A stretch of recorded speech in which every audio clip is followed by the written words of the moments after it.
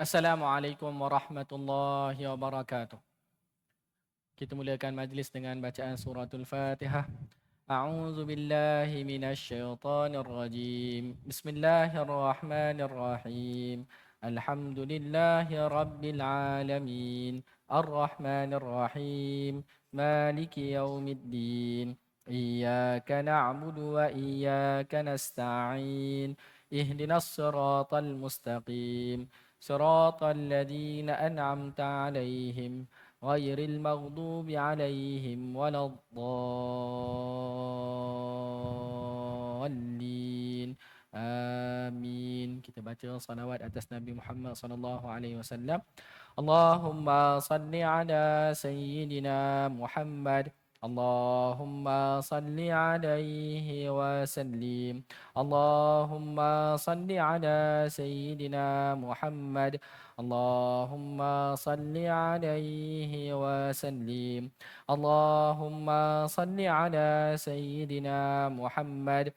Allahumma salli alaihi wasallim.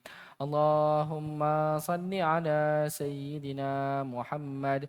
Allahumma salli alaihi wasallim. Allahumma salli ala sayyidina Muhammad. Allahumma salli alaihi wasallim. Allahumma salli ala sayyidina Muhammad. Allahumma salli alaihi wasallim.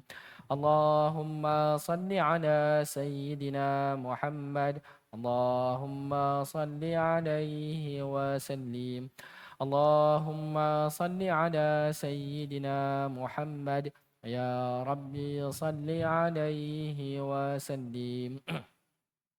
Bismillahirrahmanirrahim. Innal hamdalillah nahmaduhu wa nasta'inuhu wa nastaghfiruh wa na'udzu billahi min shururi anfusina wa min sayyiati a'malina. May yahdihillahu fala mudilla lahu wa may yudlil fala hadiya lahu. Wa asyhadu an la ilaha illallah wahdahu la syarika lahu wa asyhadu anna Muhammadan 'abduhu wa rasuluh. Sallallahu alaihi wa ala alihi wa sahbihi wa sallama tasliman katsira. Subhanaka la ilma lana illa ma 'allamtana innaka antal alimul hakim. Wala haula wala quwwata illa billahil aliyyil azim. Rabbi shrah li sadri wa yassir li amri wahlul 'uqdatam min lisani yafqahu qawli. Allahumma 'allimna al-kitab, Allahumma 'allimna al-hikmah, Allahumma faqqihna fid din wa 'allimna at-ta'wil. Allahumma la sahla illa ma ja'altahu sahla wa anta taj'alul hazna idza syi'ta sahla. Amin amin amin ya rabbal alamin. Amma ba'd. Tuan-tuan dan puan-puan yang dirahmati Allah Subhanahu wa taala, pada malam ini kita teruskan lagi pengajian kitab Al-Fiqhul Manhaji ala Madhhabil Imam Syafi'i, iaitu fiqh yang tersusun menurut mazhab Imam Syafi'i, sebuah kitab yang membahaskan perbincangan-perbincangan utama dalam mazhab Imam Asy-Syafi'i rahimahullahu taala. Kitab kita ni disusun oleh 3 orang ulama yang berasal dari Syria, Syekh Dr. Mustafa Al-Khin, Syekh Dr. Mustafa Al-Bugha dan Syekh Dr. Ali Asy-Syarbadi rahimahumullahu taala. Baik. Tuan-tuan dan puan-puan yang dirahmati Allah Subhanahu wa taala, kita masih lagi dalam Kitabun Nikah, kitab yang membincangkan tentang hukum hakam nikah. Baik, tuan-tuan dan puan-puan yang dirahmati Allah Subhanahu wa taala, pengarang-pengarang kitab kita ini mereka mulakan dengan muqaddimah yang berkaitan dengan keluarga. Baik, pada majlis yang lalu kita telah sebutkan beberapa perkara yang berkaitan tanggungjawab suami terhadap isteri, begitu juga tanggungjawab isteri terhadap suami. Pada malam ini insya-Allah kita sambung yang ada kitab terjemahannya, muka surat 402, jilid yang kedua, muka surat 402. Baik, pensyariatan hak-hak anak dan hak-hak ibu bapa. Tanggungjawab ibu bapa terhadap anak. Yang pertama, nafkah. Hal ini berdasarkan firman Allah Subhanahu wa taala, fa in arda'na lakum fa'atuhunna ujurahun. Maksudnya kemudian jika mereka menyusukan anak-anak kamu untuk kamu, maka berikanlah kepada mereka upahnya. Surah At-Talaq ayat yang ke-6. Dalam ayat ini Allah Subhanahu wa taala mewajibkan bapa memberi upah kepada ibu yang menyusui anaknya sebagai nafkah tersebut. Baik. Tuan-tuan dan puan yang dirahmati Allah Subhanahu wa taala, ibu bapa mempunyai tanggungjawab terhadap anak-anaknya.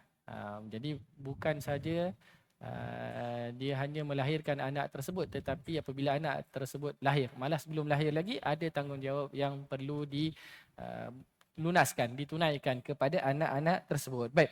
Tuan-tuan dan puan yang dirahmati Allah Subhanahu Wa Taala, antara tanggungjawab ibu bapa adalah memberikan nafkah kepada anak. Memberikan nafkah kepada anak. Tuan-tuan dan puan-puan yang dirahmati Allah Subhanahu Wa Taala, ulama sebutkan apa? Wajib untuk memberikan nafkah kepada anak, sama ada anak itu lelaki ataupun perempuan. Baik. Tuan-tuan dan puan yang dirahmati Allah Subhanahu Wa Taala, antara dalil yang menunjukkan bahawa wajib ibu bapa memberikan nafkah kepada anak adalah ayat yang ke-6 daripada surah At-Talaq. Allah kata fa in arda'na lakum fa'atuhunna ujurahun. Jika mereka isteri-isteri itu menyusukan anak-anak kamu, maka hendaklah kamu berikan upah kepada isteri-isteri tersebut. Jadi tuan-tuan dan puan-puan yang dirahmati Allah Subhanahu Wa Taala, maka ulama kata ini menunjukkan wajib memberi nafkah kepada apa? Kepada anak-anak. Wajib memberi nafkah kepada anak-anak. Baik. Tuan-tuan dan puan-puan dirahmati Allah, ada hadis yang lain yang lebih jelas. Tuan-tuan, ada seorang lelaki. Hadis yang diriwayatkan oleh Abu Hurairah. Anna rajulan jaa ila Nabi sallallahu alaihi wasallam. Ada seorang lelaki yang datang kepada Nabi sallallahu alaihi wasallam. Faqala ya Rasulullah indi dinar. Ya Rasulullah, sesungguhnya aku mempunyai 1 dinar. Faqala anfiqhu ala nafsik. Kata Nabi sallallahu alaihi wasallam, nafkahkanlah atas dirimu. Belilah keperluan yang kamu perlu, makan, minum, kamu, pakaian kamu. Baik, faqala indi akhar. Kata lelaki tersebut, indi akhar, sesungguhnya aku mempunyai dinar yang lain, duit emas yang lain. Faqala anfiqhu ala waladik. Nabi SAW kata, nafkahkanlah ke atas anak kamu. Jadi ini menunjukkan bahawa selepas daripada diri, maka diberikan juga nafkah kepada anak. Baik. Tuan-tuan dan puan dirahmati Allah Subhanahu Wa Taala, ada hadis yang lain. Hadis Aisyah radhiyallahu anha. Ada seorang perempuan namanya Hindun binti Utbah. Dia datang kepada Nabi SAW. Dia kata, ya Rasulullah, inna Aba Sufyan rajulun syahih. Wahai Rasulullah, sesungguhnya Abu Sufyan suamiku. Rupanya dia ni isteri kepada Abu Sufyan. Abu Sufyan ni seorang lelaki yang kedekut. Walaysa yu'tini ma yakfini wa waladi. Suamiku ni Abu Sufyan, dia tak berikan nafkah yang cukup untuk aku dan juga untuk anakku. Illa ma akhadtu minhu wa huwa la ya'lam. Baik, tak cukup, jadi apa yang aku buat? Aku ambil harta dia senyap-senyap untuk aku nafkahkan bagi diriku dan untuk anak aku. Maka Nabi SAW kata, khudi ma yakfiki wa waladaki bil ma'ruf. Ambillah apa yang cukup untuk engkau dan apa yang cukup untuk anak engkau dengan cara yang baik. Jadi Nabi SAW izinkan kepada Hindun ni untuk ambil harta suaminya Abu Sufyan sekadar yang perlu daripada nafkah. Itu nafkah. Jadi kalau suami tak bagi nafkah yang cukup, maka boleh isteri ambil senyap-senyap daripada harta suaminya, tapi bukan secara berlebihan, secara keperluan, secara makruf, dengan cara yang baik, bukan membazir, bukan berlebihan, sekadar perlu. Jadi ini menunjukkan bahawa adanya nafkah untuk anak dan juga untuk isteri. Baik.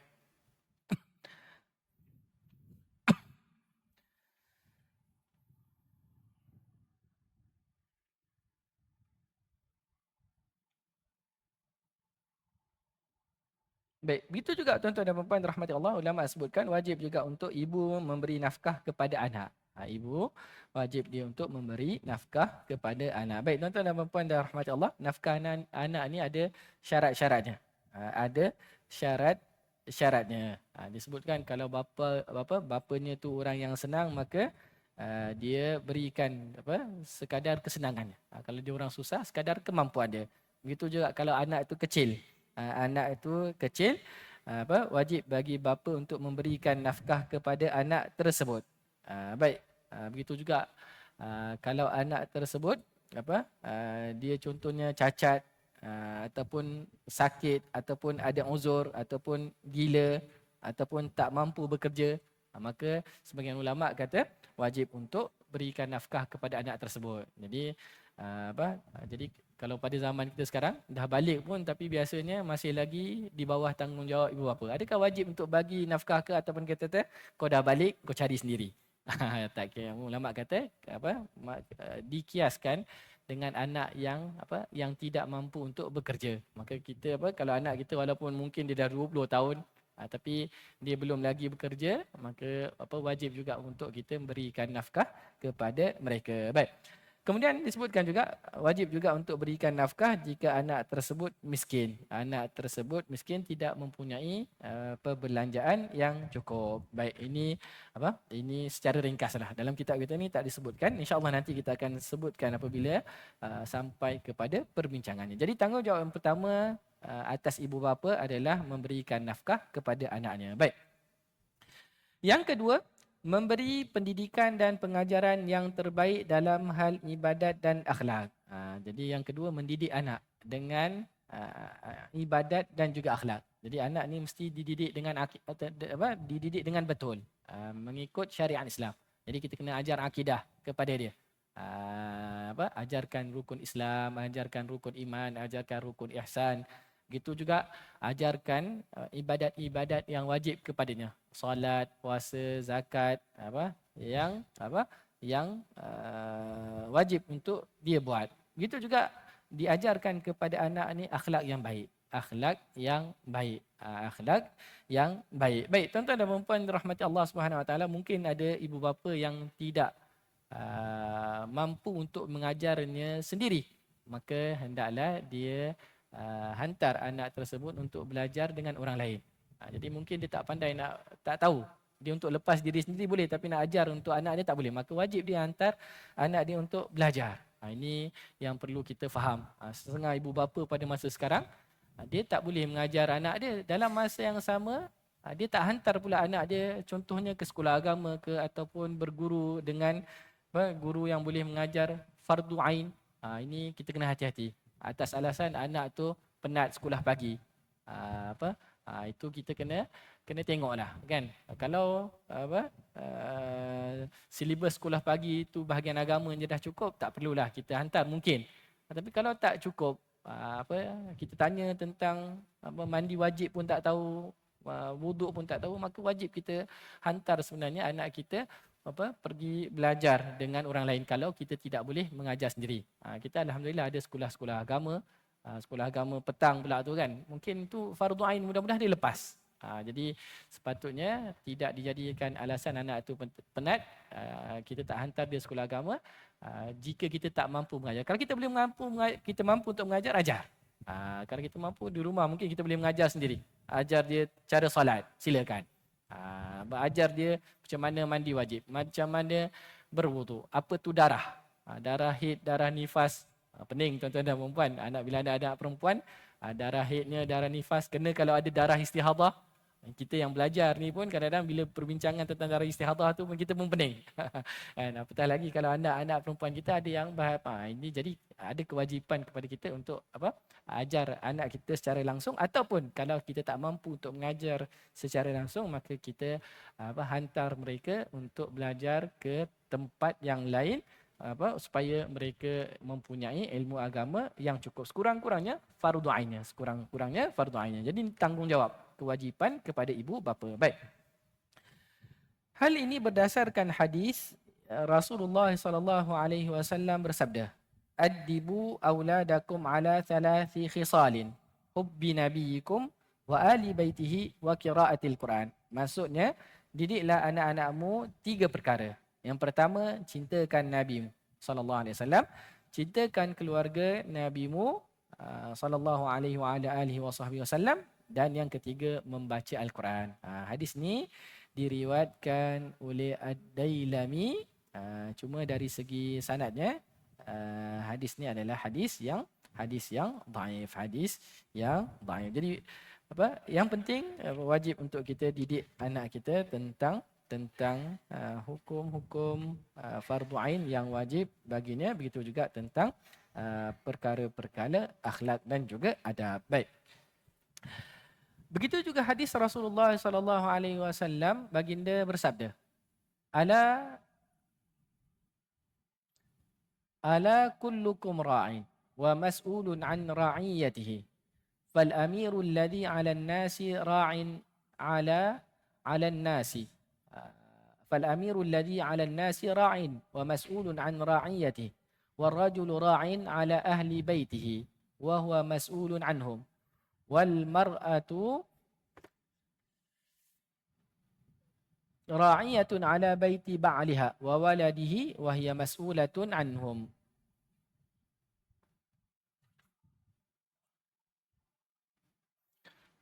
Wal 'abdu ra'in 'ala mali sayyidihi wa huwa mas'ulun anhu. Ala fa kullukum ra'in wa kullukum mas'ulun an ra'iyatihi. Baik, maksudnya ingatlah, kamu semua adalah penjaga yang dipertanggungjawabkan terhadap jagaanmu. Pemerintah ialah penjaga yang dipertanggungjawabkan terhadap rakyatnya. Pemerintah, raja dan seumpamanya, mereka bertanggungjawab untuk memelihara rakyatnya. Baik. Seorang lelaki ialah penjaga ahli keluarganya yang dipertanggungjawabkan terhadap mereka. Jadi seorang lelaki dia bertanggungjawab untuk beri nafkah kepada anak dan isterinya, mendidik mereka dengan baik, bergaul dengan mereka dengan baik. Itu tanggungjawab seorang lelaki kepada isteri dan juga anak-anaknya. Baik. Kemudian seorang wanita pula adalah penjaga rumah tangga suami dan anak-anaknya. Jadi perempuan dia bertanggungjawab menguruskan rumah tangga suaminya dan berkhidmat kepada suami. Begitu juga kepada anak-anak dengan dengan mendidik mereka. Itu tanggungjawab seorang perempuan. Baik. Seorang hamba ialah penjaga harta tuannya yang telah dipertanggungjawabkan kepadanya. Jadi kalau pada masa dahulu ada hamba. Hamba ni dia yang uruskan kebun, ladang tuannya, ataupun kalau tuannya ada haiwan-haiwan ternakan, maka dia yang uruskan, maka dia bertanggungjawab untuk pastikan harta tuannya itu diuruskan dengan baik. Dan dia juga akan ditanya tentang perkara tersebut. Baik. Ingatlah, kamu semua ialah penjaga yang dipertanggungjawabkan terhadap jagaanmu. Baik, hadis yang diriwayatkan oleh Bukhari dan Muslim, hadis yang sahih. Jadi tuan-tuan dan puan-puan rahmati Allah, jadi dalam hadis ni Nabi SAW kata seorang lelaki bertanggungjawab terhadap keluarganya. Jadi antara tanggungjawabnya adalah mendidik mereka dengan akidah yang betul dan juga dengan hukum-hukum fardu ain yang wajib untuk mereka lakukan, serta akhlak dan juga adab yang baik. Baik, di sini disebutkan dua saja tanggungjawab ibu bapa terhadap anak secara ringkas. Baik. Kemudian pindah pada tajuk yang seterusnya, tanggungjawab anak terhadap ibu bapa. Baik, apa pula tanggungjawab anak kepada ibu bapa? Tadi tanggungjawab ibu bapa kepada anak. Ini pula tanggungjawab anak kepada ibu bapa. Baik.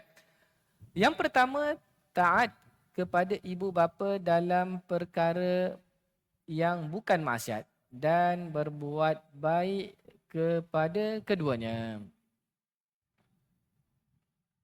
Baik, hal ini berdasarkan firman Allah Subhanahu wa taala, wa qada rabbuka alla ta'budu illa iyyahu wa bil walidaini ihsana.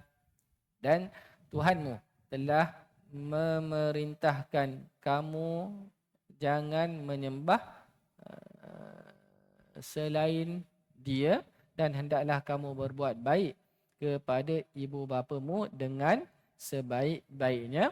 Begitu juga firman Allah Subhanahu wa taala, wasahibuhuma fid dunya ma'rufa, dan pergaulilah keduanya di dunia ini dengan baik. Baik. Tuan-tuan dan puan-puan yang rahmati Allah Subhanahu wa taala, yang pertama taat kepada ibu bapa dalam perkara yang bukan maksiat. Jadi kalau ibu bapa suruh untuk buat perkara yang wajib, wajib untuk kita ikut. Begitu juga kalau ibu bapa suruh buat perkara yang sunat, sepatutnya wajib kita buat. Begitu juga dalam perkara yang harus. Selagi mana dia tak suruh kita buat perkara yang maksiat, maka menjadi tuntutan kepada kita untuk taat kepada mereka. Jadi kalau perkara maksiat tidak boleh kita taat kepada mereka, malah haram untuk kita taat kepada mereka, kerana Nabi SAW sebutkan la ta'ata li makhluqin fi ma'siyatil khaliq. Tidak ada taat kepada makhluk, termasuk ibu bapa, dalam perkara maksiat kepada Allah Subhanahu Wa Taala. Jadi kalau ibu bapa tu suruh buka aurat, jangan pakai tudung. Tak wajib bagi anak tu ikut. Kalau dia marah, kita kata marah Tuhan lebih saya takut daripada marah ibu ayah. Kita kena beritahu. Sebab tak boleh taat kepada ibu bapa dalam perkara maksiat. Tapi kalau dalam perkara yang baik, sepatutnya kita taat. Sepatutnya kita taat. Apatah lagi yang disuruh tu perkara yang Allah suruh juga. Jadi kalau dia suruh solat, Allah suruh solat, ibu bapa suruh solat, maka itu lagi tuntutannya adalah sangat tinggi. Baik. Tuan-tuan dan puan yang dirahmati Allah Subhanahu Wa Taala, kemudian berbuat baik kepada kedua ibu bapa. Tuan-tuan dan puan-puan yang dirahmati Allah Subhanahu Wa Taala, hendaklah seorang anak berkelakuan baik dan berbuat baik kepada ibu bapanya. Kepada ibu bapanya. Baik. Tuan-tuan dan puan yang dirahmati Allah Subhanahu Wa Taala, Allah Subhanahu Wa Taala sebutkan wa qada rabbuka alla ta'budu illa iyyahu wa bil walidaini ihsana. Allah memerintahkan, mewajibkan supaya jangan menyembah, jangan beribadat selain kepadanya. Jadi Allah wajibkan untuk beribadah hanya kepada Allah Subhanahu Wa Taala saja, tidak kepada selain Allah. Wa bil walidaini ihsana, dan Allah wajibkan supaya berbuat baik kepada ibu bapa. Jadi kalau kita tengok ayat ni dan ayat yang lain, Allah gandingkan antara kewajipan kepada Allah dengan kewajipan kepada ibu bapa, nak menunjukkan besarnya tanggungjawab seorang anak untuk berbuat baik kepada ibu bapa. Baik. Dalam ayat ni Allah Subhanahu Wa Taala sebutkan lagi, Allah kata apa? Imma yablughanna 'indakal kibara ahaduhuma aw kilahuma fala taqul lahumu uffin wala tanharhuma wa qul lahumu qawlan karima. Jika salah seorang daripada keduanya, jika salah seorang daripada ibu bapa tersebut atau kedua-duanya sekali sampai kepada umur tua dalam jagaan dan pemeliharaanmu, maka janganlah kamu berkata kepada mereka sebarang perkataan yang kasar, sekalipun perkataan uff. Orang Arab kalau dia tak suka sesuatu, kalau contohnya ada debu pada tangan, uff, kan? Itu maksudnya dia tak sukalah benda tu. Uff. Tapi baik. Jadi jangan, itu pun tak boleh disebutkan kepada ibu bapa. Orang kita mungkin kan. Kita tak sebut uff, kita tu alamak ni. Allah. Kan? Itu pun tak boleh disebutkan kepada ibu bapa. Baik. Itu yang itu dilarang. Dan janganlah kamu menengking menyergah mereka. Apatah lagi pula nak tengking dia, jerkah dia, itu juga adalah yang dilarang. Wa qulu qawlan ma'rufa, dan ucapkanlah kepada mereka dengan perkataan yang mulia. Jadi ini disuruh oleh Allah Subhanahu Wa Taala. Baik. Begitu juga dalam ayat yang lain Allah kata wa sahibuhuma fid dunya ma'rufa, dan bergaullah dengan kedua mereka dengan cara yang baik. Tuan-tuan dan puan-puan dirahmati Allah Subhanahu Wa Taala, bukan saja ibu bapa yang Islam dituntut kita untuk buat baik kepada mereka, ibu bapa kita kalau dia bukan Islam, maka wajib untuk kita berbuat baik kepada mereka. Ini besarnya hak ibu bapa di dalam Islam. Baik, itu yang pertama. Jadi tanggungjawab anak terhadap ibu bapa adalah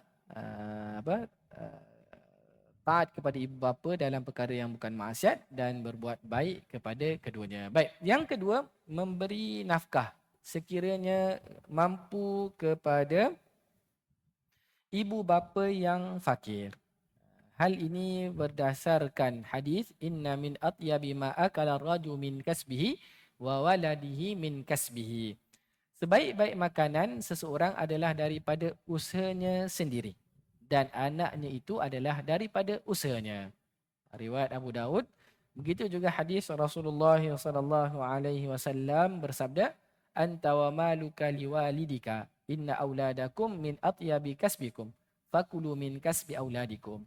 Kamu dan harta kamu milik ibu bapa kamu dan anak-anak kamu adalah sebaik-baik usaha kamu, justru makanlah daripada hasil usaha mereka. Baik.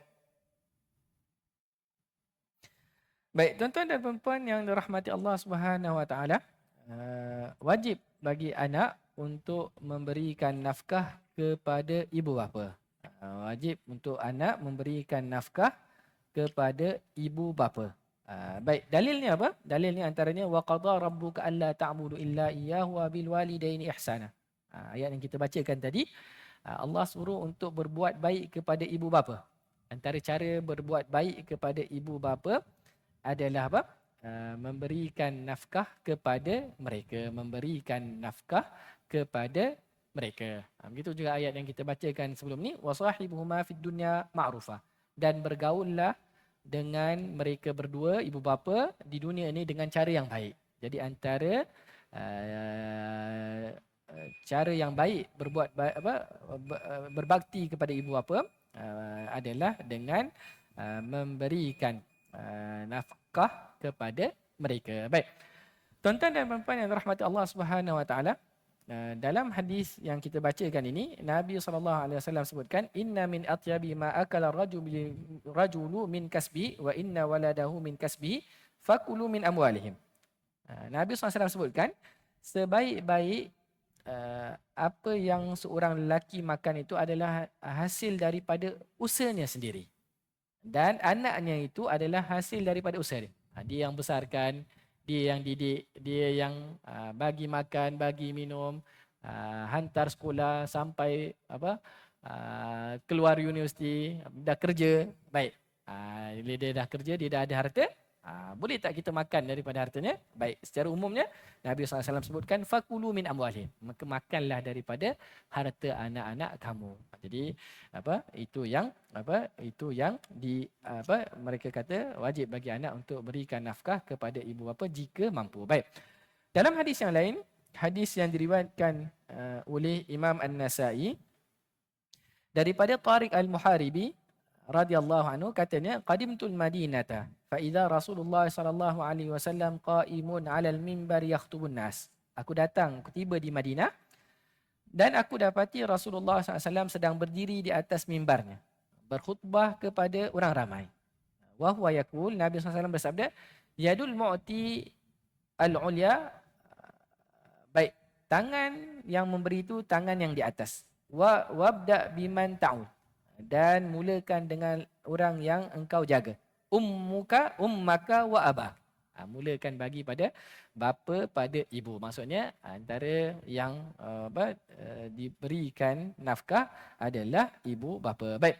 Tuan-tuan dan puan-puan rahmati Allah, Ibnul Munzir, seorang ulama, dia kata wa ajma'u ala anna nafaqatal walidaini alladaini la kasbalahuma wala mala wajibatun fi malil waladi.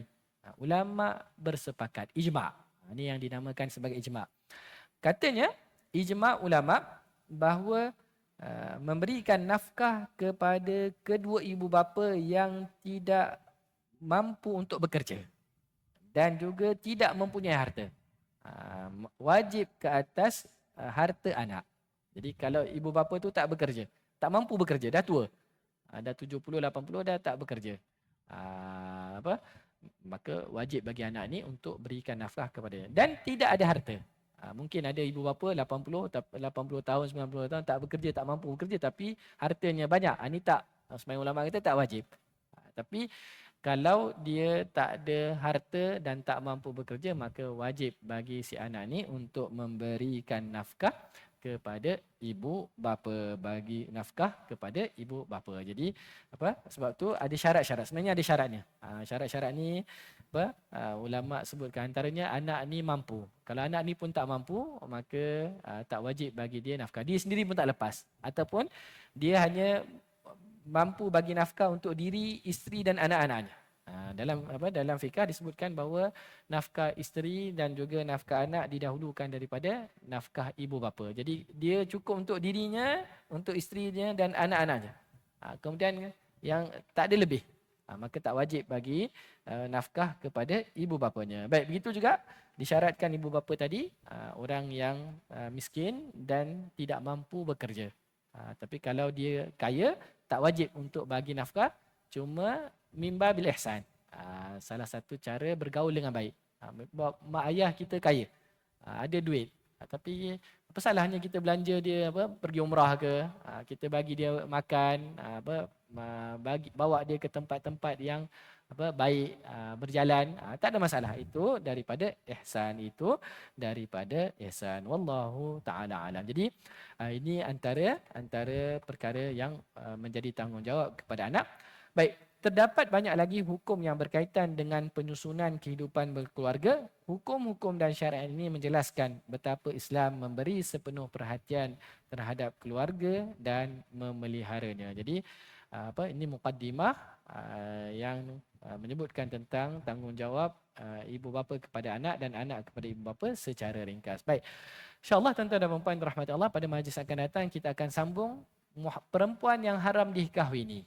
Jadi ada perempuan-perempuan yang haram untuk kita berkahwin, disebutkan sebagai al-muharramat minan nisa.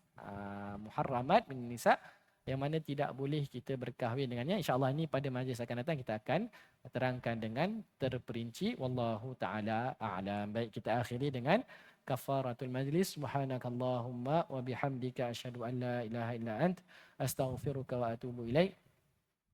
اللهم انفعنا بما علمتنا وعلمنا بما ينفعنا وزدنا علما. اللهم إنا نسألك علما نافعا ورزقا طيبا وعملا متقبلا. اللهم إنا نعوذ بك من جهد البلاء ودرك الشقاء وسوء القضاء وشماتة الأعداء برحمتك يا أرحم الراحمين. ربنا آتنا في الدنيا حسنة وفي الآخرة حسنة وقنا عذاب النار. وصلى الله على النبي الأمي وعلى آله وصحبه وسلم والحمد لله رب العالمين. بارك الله فيكم والسلام عليكم ورحمة الله وبركاته. جزاكم الله خيرا.